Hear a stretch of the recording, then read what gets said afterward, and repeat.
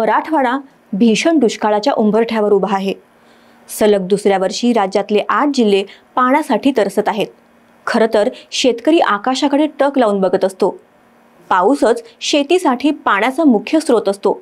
पण आता मराठवाड्यातला शेतकरी वाट पाहतोय, नाशिक जिल्ह्यात कधी पाऊस पडतो आणि तिथली धरणं भरून कधी वाहायला लागतात याची। हे काय कनेक्शन आहे? कोकणात ओला दुष्काळ पडलाय, तर मराठवाड्यातली धरणं अजून सुद्धा कोरडीच आहेत। राज्यातल्या दुसऱ्या सगळ्यात मोठ्या अशा जायकवाडी धरणात तर अवघ्या 8% पाणी साठा आहे। जुलै महिना संपला, ऑगस्ट उजाडला, तरी सुद्धा या भागात पाऊस नाही। शेतकरी हवालदिल झालाच आहे, सामान्य जनता सुद्धा पाण्यासाठी तरसते। आता मराठवाड्याची सगळी भिस्त आहे ती नाशिक जिल्ह्यात पडणाऱ्या पावसावर। हा काय प्रकार आहे ते पाहू। कृपया घेऊन टाक या चॅनलला सबस्क्राइब करा। मराठवाडा परावलंबी का झाला आणि या दुष्काळी परिस्थितीबाबत तुम्हाला काय वाटतं ते आम्हाला कमेंट बॉक्समध्ये नक्की नमूद करा। व्हिडिओ शेअर करा आणि बेल आयकॉनवर क्लिक करा। नमस्कार, मी प्राची घेऊन टाक या चॅनलवर आपलं स्वागत करते। मराठवाड्यात नांदेडमधलं विष्णुपुरी धरण सोडलं तर इतर सगळी धरणं कोरडी ठाक पडली आहेत। एकीकडे पश्चिम महाराष्ट्र आणि उत्तर महाराष्ट्रात ओला दुष्काळ पडेल अशी स्थिती आहे। तिकडे अतिवृष्टी होते तर मराठवाड्यातला शेतकरी अजून सुद्धा आकाशाकडे टक लावून बघतोय। पाणी साठवण क्षमतेच्या दृष्टीने राज्यातलं दुसरं सगळ्यात मोठं धरण म्हणून जायकवाडीकडे बघितलं जातं।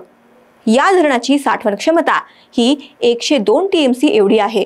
धरण पूर्ण क्षमतेने भरल्यास धरणाच्या लाभक क्षेत्रातील औरंगाबाद, बीड, जालना, परभणी आणि नांदेड या जिल्ह्यांचा 2 वर्षांचा पाण्याचा प्रश्न संपतो। पण मराठवाड्याचा समुद्र म्हणून ओळखल्या जाणाऱ्या या धरणात आता फक्त 7.23% इतका साठा आहे। फक्त नांदेडच्या विष्णुपुरी प्रकल्पात सगळ्यात जास्त म्हणजे 88.46% जलसाठा आहे। येलदरीमध्ये 31.31%, तेरणामध्ये 27.60%, पैनगंगामध्ये 43.67%, तर मांजरामध्ये फक्त 1.37% आणि दुधनामध्ये 8.14% जलसाठा आहे। सगळ्यात मोठ्या अशा जायकवाडी धरणात नाशिक जिल्ह्यातल्या नागमठाण, दारणा, भावली, कडवा, नांदूर, मध्यमेश्वर, भंडारदरा आणि गंगापूर ही धरणं भरली आणि त्यातून पाण्याचा विसर्ग झाला तरच जायकवाडी धरणात पाणी साठतं। ही धरणं वरच्या बाजूला आहेत, तिथून पाणी आलं तरच मराठवाड्यातली धरणं भरतील। शिवाय गोदावरी नदीच्या पात्रात पाऊस पडला तरच मराठवाड्याला पाणी मिळतं। पण गोदावरीच्या पाणलोट क्षेत्रात पाऊस कमी पडला आहे, त्यामुळेच मराठवाड्यातील धरणं कोरडी पडली आहेत। नाशिक जिल्ह्यातील धरणं सुद्धा भरली नाहीत। सध्या गंगापूर धरणात 42.25% इतका पाणी साठा असून धरण समूहात 35.5% साठा आहे। तसंच जिल्ह्यातील मोठ्या आणि मध्यम अशा 24 प्रकल्पांमध्ये एकूण 26.32% पाणी साठा आहे। नाशिक जिल्ह्यात सर्वदूर पावसाने हजेरी लावल्याने जिल्ह्यातील एकूण धरणांमध्ये 1 ते 2% पाण्याची पातळी वाढलेली आहे।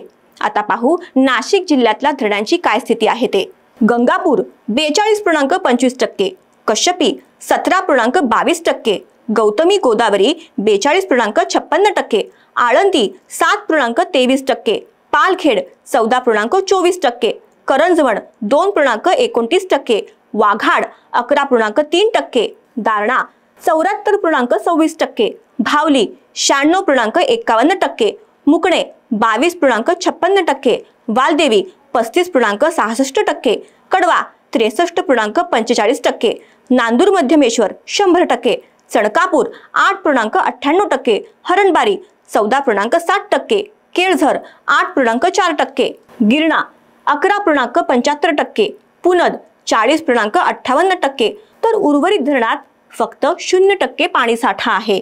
ही जुलैच्या शेवटच्या आठवड्यातली आकडेवारी आहे। यात आजचा विचार केला तर फार तर 1% फरक पडू शकतो। नाशिक जिल्ह्यातली धरणच भरली नसल्यामुळे जायकवाडीमध्ये विसर्ग होऊ शकत नाही। नाशिकचं गंगापूर धरण भरलं तरच त्यातून जायकवाडीसाठी मोठ्या प्रमाणात पाणी सोडलं जाऊ शकतं। पण हेच धरण 42% आसपास भरले। थोडक्यात काय तर पश्चिम महाराष्ट्रातल्या नाशिकमधल्या गंगापूर धरणावर संभाजीनगर, जालना आणि बीड हे जिल्हे अवलंबून आहेत। पाऊस नसल्यामुळे शेतकरी हवालदिल झालाय। आकाशातून पावसाच्या धाऱ्या आल्या नाही तरी जायकवाडी धरणातून कालव्याच्या माध्यमातून तरी शेतकऱ्यांना पाणी देता येऊ शकेल। तसंच संभाजीनगरच्या औद्योगिक वसाहतीला पाणी पुरवठा मिळू शकतो आणि तिन्ही जिल्ह्यातल्या लोकांना पिण्याचं पाणी तरी मिळेल। पण गंगापूर धरणाचीच अवस्था वाईट असल्यामुळे मराठवाड्यातल्या किमान 4 जिल्ह्यांवर तरी खूप मोठं पाणी संकट ओढवलेलं आहे. इगतपुरी तालुक्यात गोदावरीच्या नदीपात्रात पाऊस पडला तरच गंगापूर धरण भरू शकतं. असं झालं नाही तर मात्र सलग दुसऱ्या वर्षी मराठवाड्यातला शेतकरी आणि जनता पाण्यासाठी वणवण भटकणार हे नक्की.